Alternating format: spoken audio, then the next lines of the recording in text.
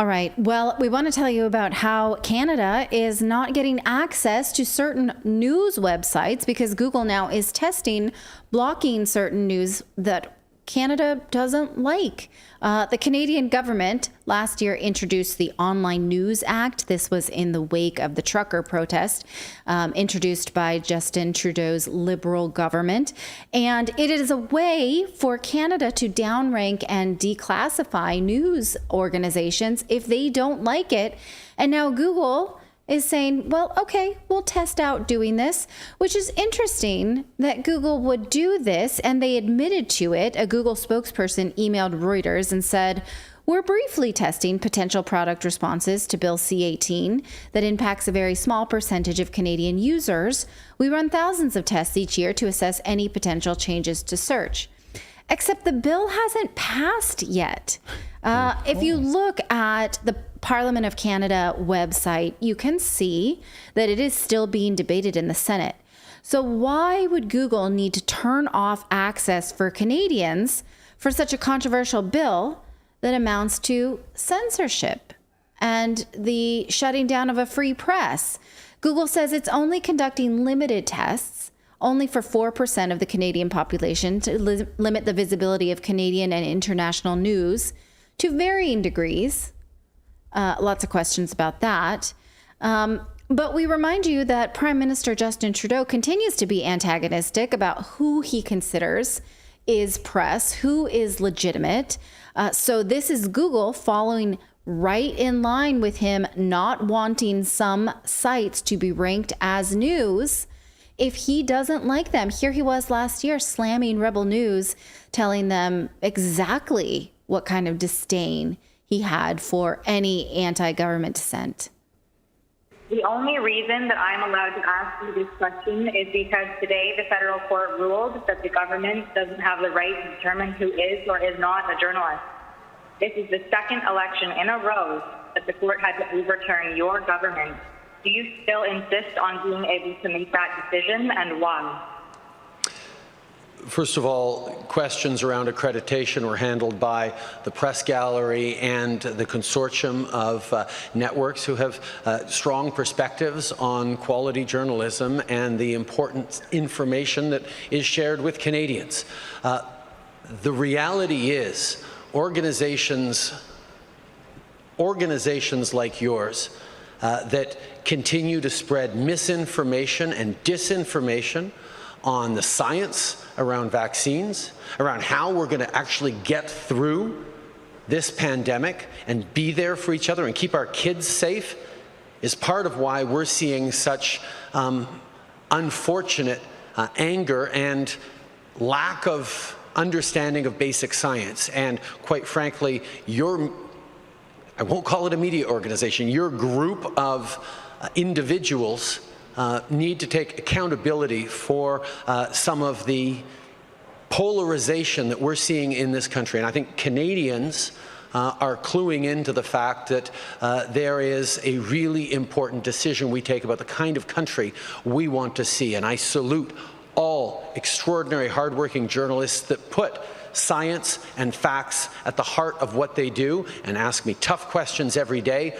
but make sure that they are educating and informing Canadians from a broad range of perspectives, which is the last thing that you guys do. Oh, he sure told her. Now, here she is saying that the government is not allowed to decide what is news and what is not, but that is what C-18 tries to do. It seeks to give the Canadian government the power to license news organizations and then deplatform the ones that they don't like. Here's just sort of a summary of it, and I highlighted the more. That's a terrible screen. I shouldn't do that anymore. I'm sorry. That's teeny tiny writing, and I just sort of highlighted the things that I find to be the most disturbing. I guess you could pause that and zoom in, or I could send it to you. Clayton's going to yell at me later and be like, what are you trying to do there? We need to have a discussion about your screenshots here. I don't understand what the hell. This is me like, that's a problem, that's a problem. And then I was going to zoom in on all of them, and I was like, no, people will get bored. I'm sorry. Shift Command 5. Yes. I know, but so, okay. And she used to be a tech journalist. It's not that I don't know how to do it. It's that I just start to get like in the weeds weeds with this information, and then I don't want to bore you, but I want to engage you. Okay, I will take that to zooming out heart. on an entire microfiche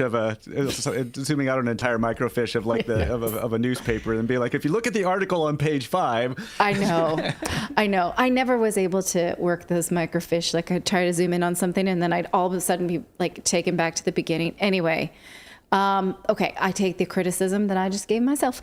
Now, the C-18, it gives the government the power to negotiate who is and who is not a news organization, and then it establishes a code of conduct for those who do not get to be established as news, and that the Prime Minister won't call a news organization. They would be blocked by ISPs and search engines. It would also fine anyone for violating the codes of conduct established by the government, which is not what you would call a free press.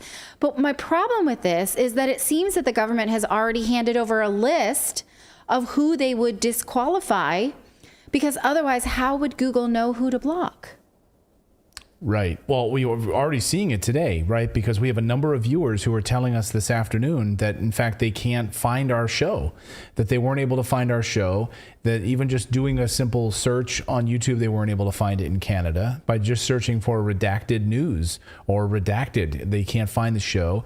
And can we please provide them with a link? And so we've heard from a couple of Canadian viewers today on that very issue. Right, which is why we put our live show in the newsletter the next day. But then also, even if it's not blocked or deplatformed as news, this one viewer wrote us and said, it seems like if I use my VPN, I can finally load it. It takes several minutes. So it's possible that ISPs can also throttle, which does make a big difference in what information gets through or not.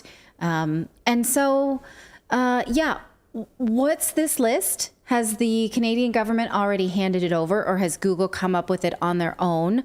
Why would they test this? There's a lot of questions, and it seems like I can only come up with nefarious reasons. Yeah, I mean, it's incredibly troubling. And then, of course, Justin Trudeau had lectured all of us about how there's slippage, right? That there's slippage, as he described, there's slippage happening about democracies around the world. And you start to see this slippery slope, as he described it, with taking away freedoms.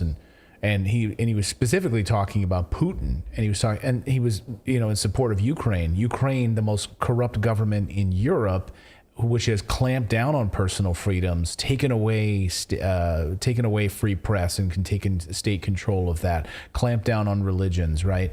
All sorts of things. And he was lecturing us about democracy. And he, in his own government, doing the very thing that he's lecturing the rest of us about. Yeah.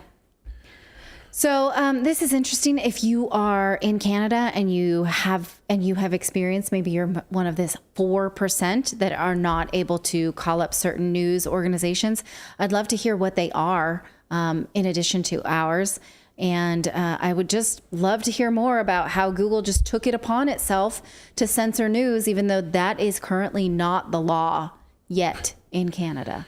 Yeah, it's unbelievable. Like, hey, we know that's it's coming down the pike. We just want to get these tests in, start censoring the news that we don't like. Let's see how that's going to work. That will be fun. It works. Independent media, I'm sure Rebel News as well, and Redacted, and Russell Brand, and whoever else they want to block up there in Canada, so that they're getting state-run media.